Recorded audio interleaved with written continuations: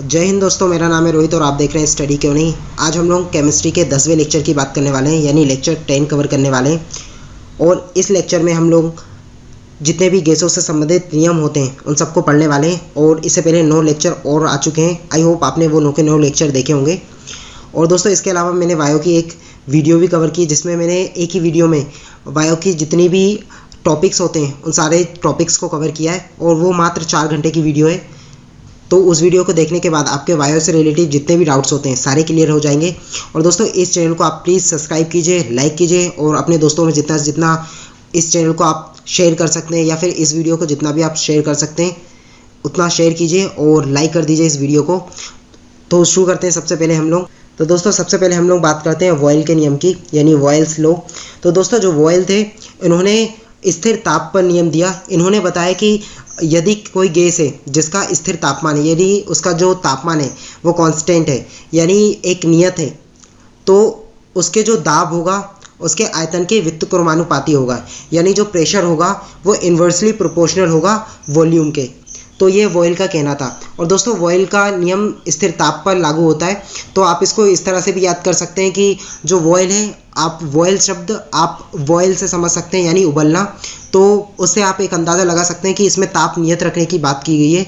तो इसको हम लोग प्रैक्टिकल भी देख सकते हैं। जैसे कि आप अगर किसी कॉटन को लेते हैं और उस कॉटन को आप प्रेशराइज्ड करते हैं, यानी उस पर प्रेशर लगाते हैं, तो वो कॉटन छोटी हो जाती है। बट दोस्तों जो गैस होती है और कॉटन दोनों अलग अलग हैं। बट यहाँ पे जो मैं एग्जांपल ले रहा हूँ वो दोनों के लिए अप्लाई होते हैं। तो आप कॉटन को जितना भी प्रेस करेंगे तो उसका जो साइज़ है वो छोटा होते रहेगा। तो जैसा कि आपको मैंने गैस के पहले बताया था, जब हम लोग अवस्था पढ़ रहे थे, कि जो गैस के अणु रहते हैं वो दूर दूर रहते हैं, और जब उन पर प्रेशर लगाया जाता है तो वो द्रव में बदल जाते हैं। और आपको पता है जो द्रव के अणु होते हैं वो काफ़ी पास पास होते हैं कंपेयर में। अगर हम लोग गैसों की बात की जाए तो जो वॉयल ने बताया था वो उन्होंने वही बताया था कि अगर प्रेशर इंक्रीज़ होगा तो जो वॉल्यूम है, या हम लोग बोल सकते हैं जो आयतन है, वो कम होता जाएगा। यदि प्रेशर कम अप्लाई होगा तो आयतन बढ़ेगा। तो यही गैस का नियम है जो वॉयल ने दिया था। तो आपको याद रखना है। आई होप आपको एग्जाम्पल से समझ में आ गया होगा। तो आप यहाँ पे देख सकते हैं कि P इन्वर्सली प्रोपोर्शनल है V के, यानी जो प्रेशर है वो व्युत्क्रमानुपाती है V के। तो आपको याद रखना है। और यहाँ पे P जैसा कि मैंने बताया प्रेशर है, और V मतलब वॉल्यूम है। तो आपको वॉयल का नियम समझ में आया होगा। दोस्तों इसके बाद हम लोग बात करते हैं चार्ल्स के नियम की, यानी चार्ल्स लॉ की। तो जो चार्ल्स थे इन्होंने स्थिर दाब पर अपना नियम दिया, यानी जो गैस का नियम दिया वो उन्होंने स्थिर दाब पर दिया। और इन्होंने जो बताया कि अगर किसी गैस का या फिर किसी निश्चित मात्रा में जो गैस होती है उसका हम लोग टेम्परेचर बढ़ाएंगे तो उसका वॉल्यूम भी बढ़ेगा, यानी जो उसका वॉल्यूम होता है वो प्रोपोर्शनल होता है उसके टेम्परेचर के। तो इसको हम लोग समझ भी सकते हैं दोस्तों। जैसे कि आप यहाँ पे लिक्विड का एग्जांपल ले सकते हैं, बट आपको हमेशा की तरह याद रखना है जो लिक्विड और गैस दोनों अलग अलग होती हैं। बट यहाँ पे जो हम लोग वाटर लेंगे और जो गैस लेंगे उन दोनों का एग्जांपल लगभग सेम है, इसलिए मैं आपको उसके थ्रू समझाऊंगा। जब हम लिक्विड को गर्म करते हैं तो गर्म होने के बाद वो गैस में कन्वर्ट हो जाती है, और उसका जो सरफेस एरिया है या फिर उसका जो वॉल्यूम है वो बढ़ जाता है, यानी आयतन बढ़ जाता है। तो यहाँ पर आप देख सकते हैं कि टेम्परेचर जैसे ही बढ़ेगा तो उसका आयतन बढ़ेगा, और टेम्परेचर कम होगा तो उसका आयतन भी कम होगा। तो यही चार्ल्स ने अपने नियम में बताया था, और इसलिए उन्होंने स्थिर दाब की बात की है। तो आई होप आपको चार्ल्स का नियम भी समझ में आया होगा। तो आप यहाँ पे देख सकते हैं V is proportional to T, यानी यहाँ पे जो V है वो वॉल्यूम को बताता है, यानी आयतन को बताता है, और T यहाँ पे टेम्परेचर को बताता है। तो आपको चार्ल्स का नियम भी समझ में आ गया होगा। और दोस्तों यहाँ पे हम लोग एक और सबसे इंपॉर्टेंट टॉपिक की बात करने जा रहे हैं, परम ताप, यानी एब्सोल्यूट टेम्परेचर। ह्यूमन द्वारा यानी व्यक्ति द्वारा आज तक का सबसे कम रिकॉर्ड किया गया जो टेम्परेचर है, या फिर जिसको हम लोग सबसे कम टेम्परेचर बोलते हैं, वो होता है -273.15 डिग्री सेल्सियस। तो आपको ये टेम्परेचर याद रखना है। इसके नीचे का टेम्परेचर अभी तक हम लोग ज्ञात नहीं कर पाए, और ना ही इसके नीचे का टेम्परेचर हमें पता है। अगर जो -273 डिग्री को हम लोग बोले तो ये 0 केल्विन होता है। और दोस्तों कल मैं आपको एक वीडियो बताऊंगा जो 3 से 4 मिनट की होगी, जिसमें हम लोग डिग्री सेल्सियस को केल्विन में कैसे कन्वर्ट करते हैं, या फिर केल्विन को फ़ारेनहाइट में कैसे कन्वर्ट करते हैं, और या फिर जो डिग्री सेल्सियस होता है वो फ़ारेनहाइट में कैसे बदला जाता है, इस सब के बारे में हम लोग पढ़ने जा रहे हैं। क्योंकि एग्ज़ाम्स में काफ़ी बार ऐसा पूछ लिया जाता है कि बताइए जो 37 डिग्री सेल्सियस होता है उसको आप फ़ारेनहाइट में कैसे चेंज करेंगे। तो वहाँ पर आपको 4 ऑप्शन लिखे रहते हैं, तो आपको कोई एक चूज़ करना रहता है। तो हम लोग उसके बारे में भी पढ़ेंगे। तो आपको ये पता चल गया जो परम शून्य तापमान होता है वो -273.15 डिग्री सेल्सियस होता है, और इसी को हम लोग शून्य बोलते हैं, यानी ये शून्य तापमान है। अर्थात जैसे कि मैंने बताया 0 केल्विन होता है। और दोस्तों कई एग्जाम्स में आपको 273.15 डिग्री सेल्सियस ना लिख के सीधे उसमें -273 डिग्री सेल्सियस लिखा रहता है, तो आप कंफ्यूज ना होइएगा, वो दोनों एक ही चीज़ होती हैं। तो आई होप आपको परम ताप यानी एब्सोल्यूट टेम्परेचर समझ में आ गया होगा। दोस्तों इसके बाद हम लोग बात करते हैं गैल्यूसेक के नियम की। तो जो गैल्यूसेक्स लॉ है यह दाब एवं ताप के संबंध में बताया गया है।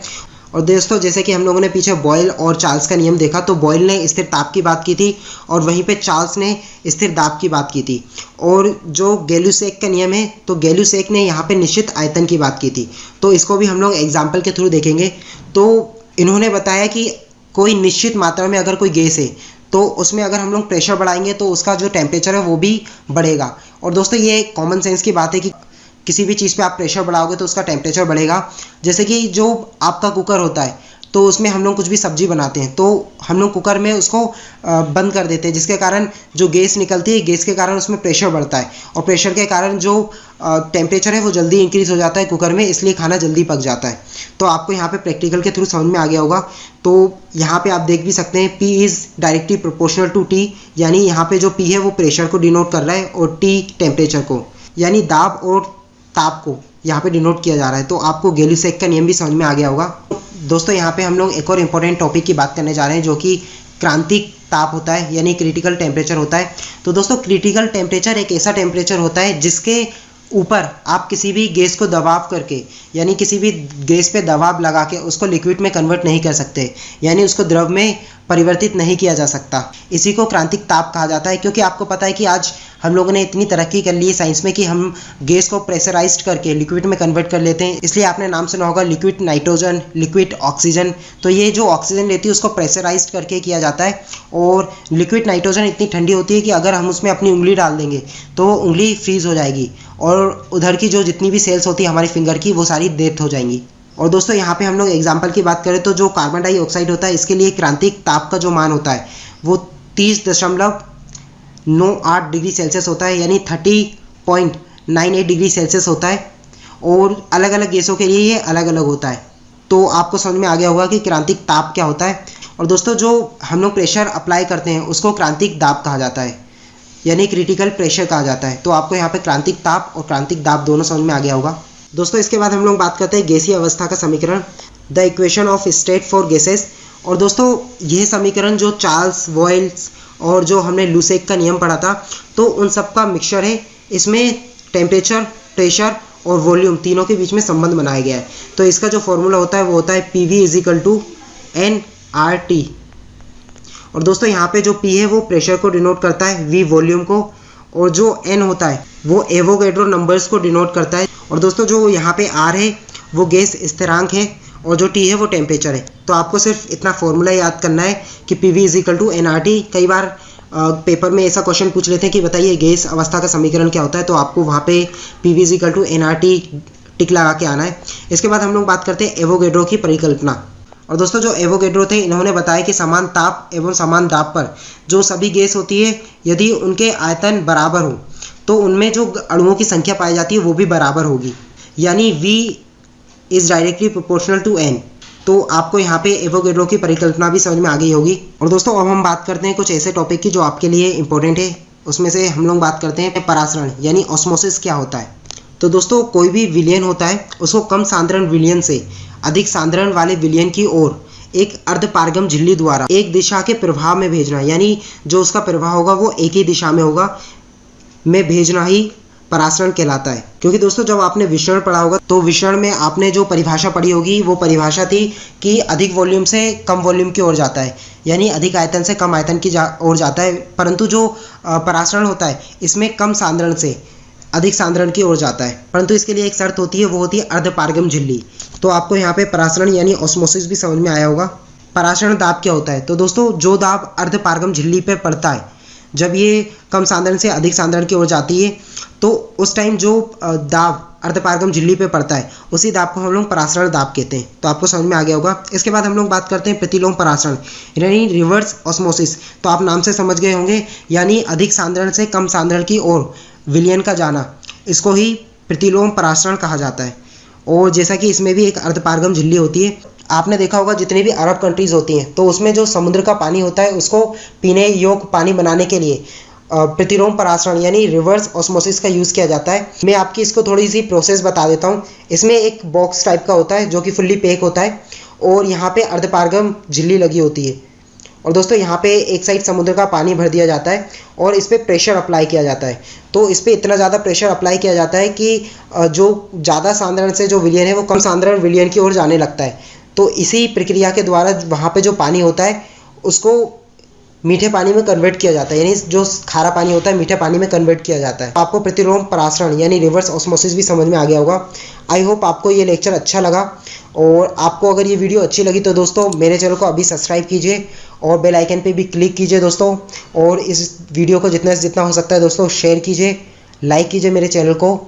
मिलते हैं हम लोग अगली वीडियो में। जय हिंद।